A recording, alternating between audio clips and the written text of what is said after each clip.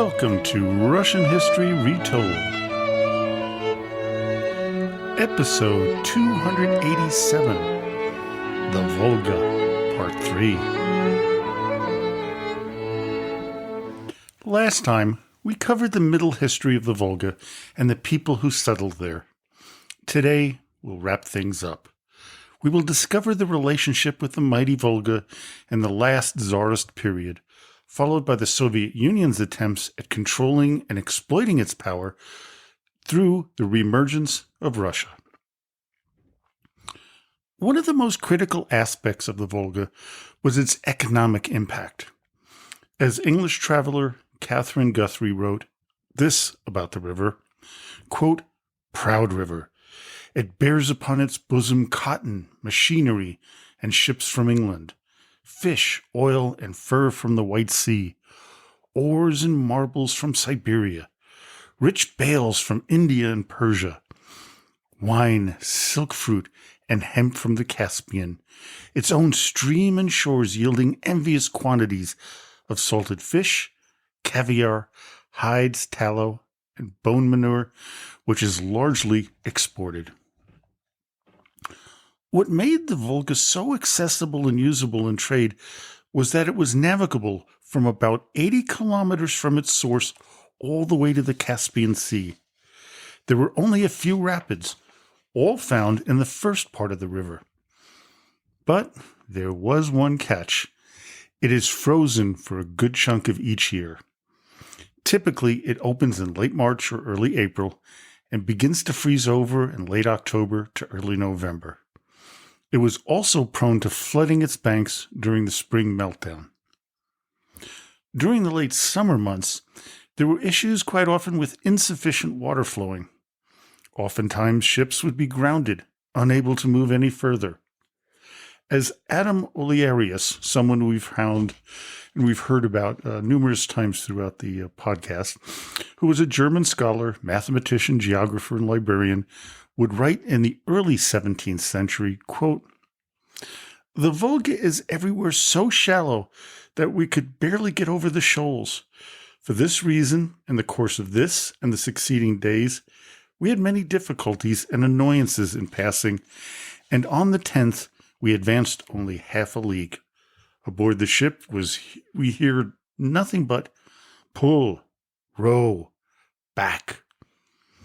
One of the benefits of the Volga being a main arterial was the number of other rivers that would link up with it.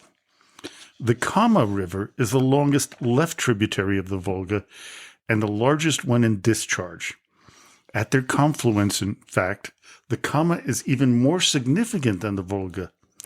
It would bring many goods from the east, particularly Siberia and China. The trade that went up and down the Volga was crucial in the viability of Peter the Great's vision for the city of St. Petersburg. Without it, feeding the growing population of the newly formed capital would have been difficult or even impossible. Due to its extreme northern location, it could not grow the foodstuffs to feed even a small portion of the people who would flock to St. Petersburg. It grew from 200,000 people in 1800 to 1,265,000 in 1897. What was truly amazing is how much cargo was carried by barges, as steamboats, popular on the Mississippi, did not begin to appear until 1817.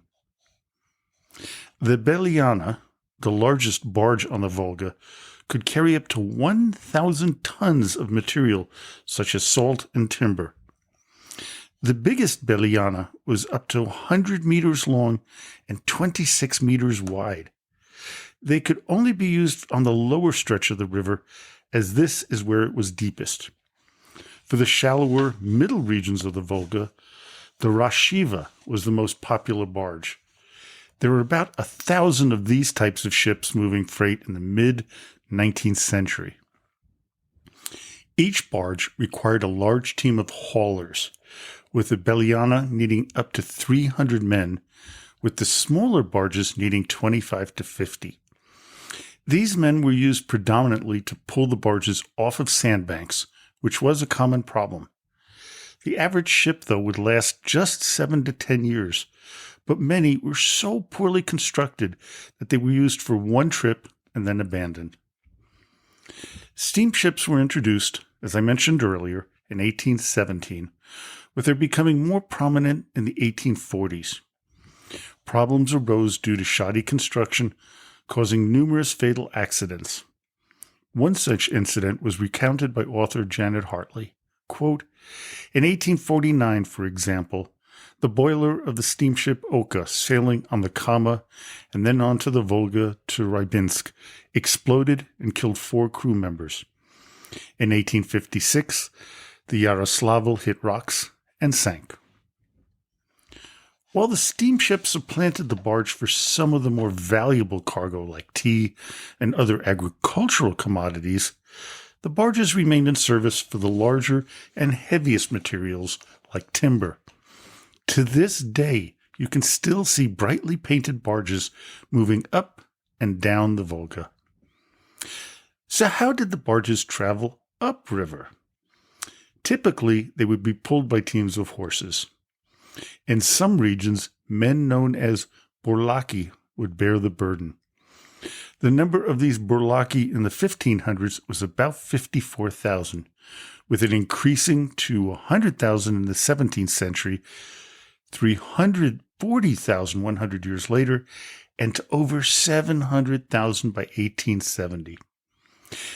There's a very famous painting by Ilya Repin, which I really suggest you look up on Google. It is one of the most famous Russian paintings of all time.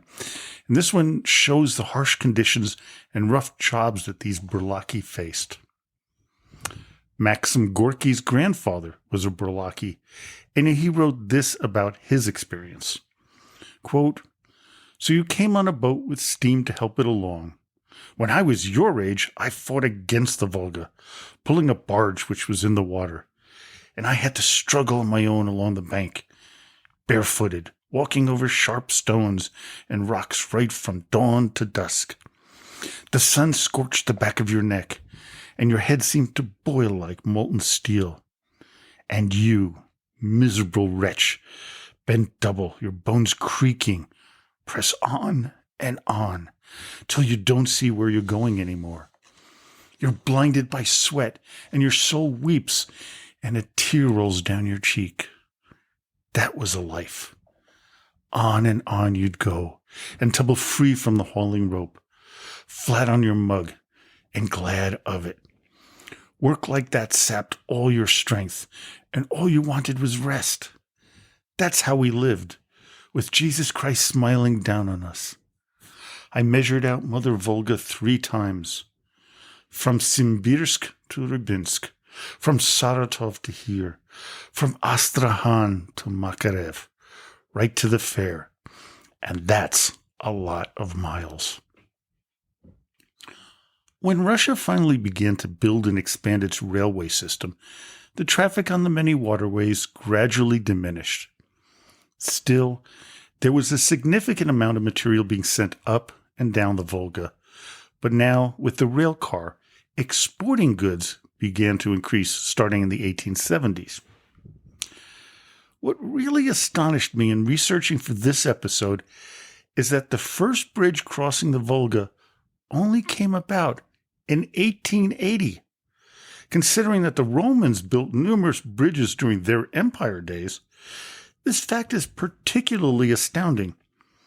To add to this perplexing fact, it would be the only bridge for another 2 whole decades. One of the most important cities on the Volga in the 19th and 20th centuries was Nizhny Novgorod. It would begin hosting one of the most important trade fairs in Russia starting in 1818. Previously, the town of Makarevo would host the event, but due to a devastating fire in 1816, this would force a move from the city that had held the fair beginning the early 17th century. Nizhny Novgorod is located at the convergence of the Oka and Volga rivers. This made it a logical place as a center of trade. Initially, the fair would house 2,500 shops, expanding to over 4,000 by the mid-19th century. It would begin around August 1st and last until around the 23rd. Here is what Hartley had to say about it. Quote, goods came from all over Russia, from Siberia, Central Asia, China, Persia, and to a lesser extent from from Europe. Russian goods dominated cotton, wool, furs, metal, leather, grain, wood products, utensils, pottery, glass, foodstuffs, and manufactured goods. Furs and ores came from Siberia. Tea, silks, dried fruit, rhubarb, precious stones and dyes from Central Asia and China. Silk and cloth from Persia. One of the obstacles in holding the fair by the rivers was flooding. This would occur with great regularity, but it did not hinder the tens of thousands of people from attending. It is estimated that over 120,000 came to the event in 1858. The floods would turn the streets into a muddy swamp, further compounded by the thousands and thousands of feet tearing up the dirt streets. What really stood out to the frequent travelers who made their way to the fair was the incredible diversity of people who attended. As Robert Bremner described, quote, costumes and faces more varied and more strange than ever before, assembled in so small a compass. A white-faced, flat-nosed merchant from Archangel with his furs. He's followed by a bronzed, long-nosed Chinese who's got rid of his tea. Next came a pair of Tatars from the Five Mountains, followed by a youth whose regular features speak of Circassian blood. Cossacks who have bought hides from Ukraine. Those who follow by their flowing robes and dark hair must be from Persia. To the Russians, they owe them their perfume, the wild-looking Bakshir from Ural. He would then talk about the many people from Moldavia, Nogals, Parisians, Turks, English, Germans, and many more. The fair would be the central focus of trading until about the 1880s, with the expansion of rail lines in Russia. Railways provided a much less expensive means of moving freight than traveling up and down the Volga. But as Hartley points out in her book, quote, what is perhaps remarkable is that the Volga and the towns on it retain such economic importance despite these changes in international patterns of trade and means of transportation. That could also, however, be seen as a sign of the economic backwardness of Russia and the slow rise of industrialization and urbanization, something that changed rapidly in the late 19th and early 20th centuries. It was at this time in the history of the Volga and its faltering relationship with trade in Russia that poets and writers began to romanticize about the river. Nekrasov, Gorky, Glinka, Goncharov, and many others would write about her past and their feelings about her. From Nekrasov, we have the first few lines from his poem, On the Volga. O Volga, after many years, I bring you again a greeting. I am not as I once was, but you are as bright and magnificent as you were. All about are the same distance and expanse. The same monastery is still there, on an island amongst the sands, and even the trembling of days gone by, as I heard the sound of the bells. All is the same, but not. The crushed strength and spent years. Playwright Alexander Ostrovsky wrote the following about the river in his play, The Storm, which was published in 1859. Quote, it's an absolute marvel. Yes, my lad, I've been feasting my eyes on the Volga for 50 years now, and I still cannot get enough. The incredible view, its sheer poetry, it rejoices the heart. When it comes to art and the Volga, as I mentioned before, there is one almost legendary painting that immediately pops into nearly everyone's mind, and that is Ilya Repin's Barge Haulers on the Volga.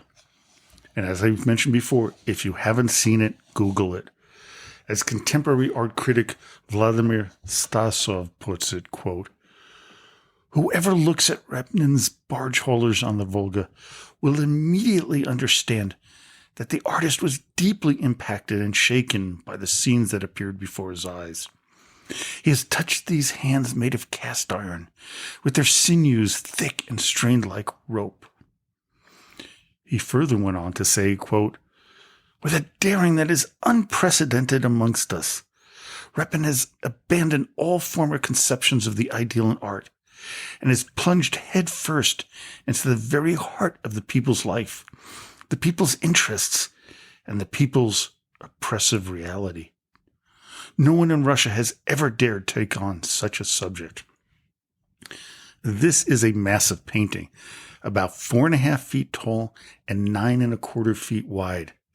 Currently, it hangs at the State Russian Museum, formerly known as the Alexander III Museum in St. Petersburg. Anton Chekhov, who was the topic of episode 247, wrote a short story entitled Grasshopper.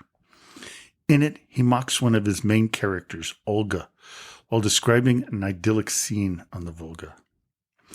And Olga thought of her being immortal and never dying.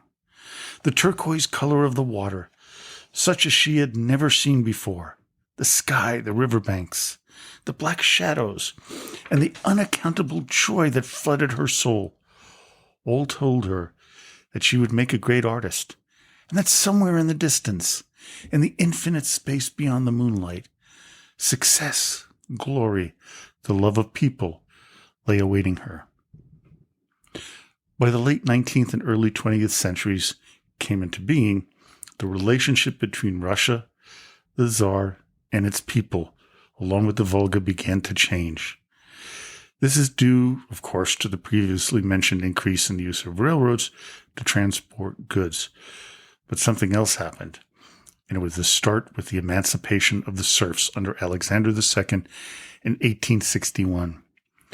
Millions of serfs, bound to the land, were now given their own land, although usually not enough to live on. It would rattle the cages of the landowners, even though many were unable to handle the economic burden of taking care of their slaves. Dissatisfaction with the Emancipation Proclamation and the burden it put on the serfs and their former masters was felt even more so by those populating the Volga River and the surrounding areas. While revolutionary fervor was felt most profoundly in the big cities of Russia, there was a lot of grumbling in the agricultural regions. We have to remember that historically, most of the revolts were centered in the countryside, not the urban areas. This dissatisfaction, surprisingly, was not taken seriously by the Bolsheviks. Quite the opposite. They downplayed the peasant unhappiness, viewing them as incapable of intellectually understanding the concept of class struggle. While that last assertion is probably true, the Russian peasant was still ready to rebel against their oppressors. That was most notable in the Volga region. This would come to a head beginning in 1891, when a significant famine hit the area and most of Russia. The winter of 91 was brutal, with temperatures hitting minus 31 degrees Celsius or 24 below zero Fahrenheit. This would be followed by drought and flooding due to snowmelt up north, and then a scorching and arid summer of 1892. Writer Alexei Tolstoy would describe the situation like this, quote, "Great cracks appeared in the earth. The trees turned color and shed their leaves, and the crops stood brown and scorched. A misty wave of heat quivered low over the horizon, burning every vestige of plant life. The roofs of the houses in the villages lay bare and exposed, the straw having been used to feed the cattle, and the emaciated beasts which survived had to be tied to crossbeams to keep them on their feet. The worst-hit areas were Samara and Saratov. As Hartley puts it, quote, it was estimated that 2/3 of horses and almost 90% of cattle had perished, either slaughtered for food or dead for lack of fodder. The peasants had not recovered by the end of the century, when the harvest failed again. Famine was followed by cholera and typhus, all the more lethal when sufferers were malnourished. In all, perhaps 300,000 died from the 1891-92 famine, followed by many more from cholera. Added to all the pain and suffering of the people of the Volga, the government would heap more burdens on their shoulders. Under Alexander III, Russification was a primary focus of his administration. This would alienate many non-ethnic Russians, especially those who moved into the Volga River regions under the Catherine the Great and subsequent czars. Nicholas II would continue this myopic and destructive policy, leading to more discontent. While strikes would hound most of Russia between 1895 to 1904, it wouldn't be until 1905 that these work disruptions would spread to the Volga. After the Russian Revolution of 1917, the Volga would be one of the most important regions in the coming civil war. Many historians believe that the inability of the whites to gain a foothold in the area led to their ultimate defeat because of the strategic importance of the middle and lower Volga region.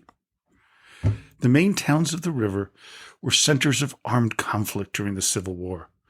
Some, like Tsarist and Samara, Simbirsk, Sezan, and Kazan, were taken and retaken numerous times.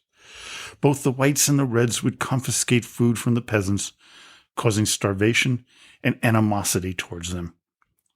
Even though the people of the Volga would suffer throughout the conflict, the worst was yet to come. Collectivization began in 1929, and while it was forced on peasants throughout the newly formed Soviet Union, it was particularly harsh on the people along the Volga. It is estimated that due to the famine that ensued and the repression that Stalin inflicted on the Soviet people, over 5 million perished.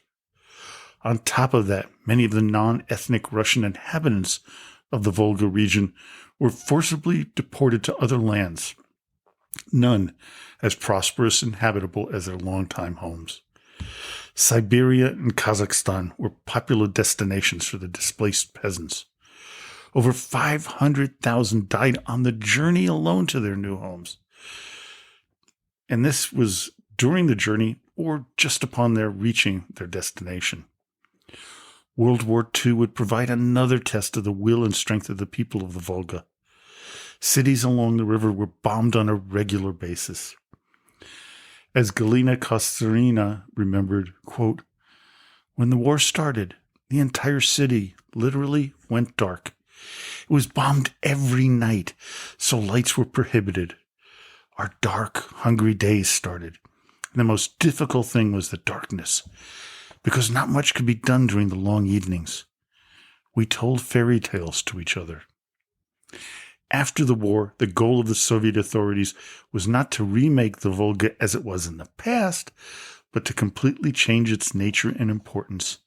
No longer was it the main trade route. Now it was being molded to provide the Soviet Union with energy and electricity to rebuild the shattered nation and take it to its next step in industrialization. Hydroelectric dams were constructed, great plains converted from farms to reservoirs, and whole regions completely transformed. Today, the river is a prominent transport system for grains and oil. It is still one of the most important rivers in all of Russia. Unfortunately, it is also extremely polluted and is struggling to deal with the international issues that plague modern-day Russia. Well, I hope you enjoyed today's episode. Join me next time when we cover a really tasty topic: Russian and Soviet cuisine. And I'm really looking forward to it because I have so many stories of my life, eating Russian foods and the different things that were involved in Soviet and Russian cuisine that I've learned about over the years. And my favorite story, and one that always brings a smile to my wife, is the story about kasha in New York City.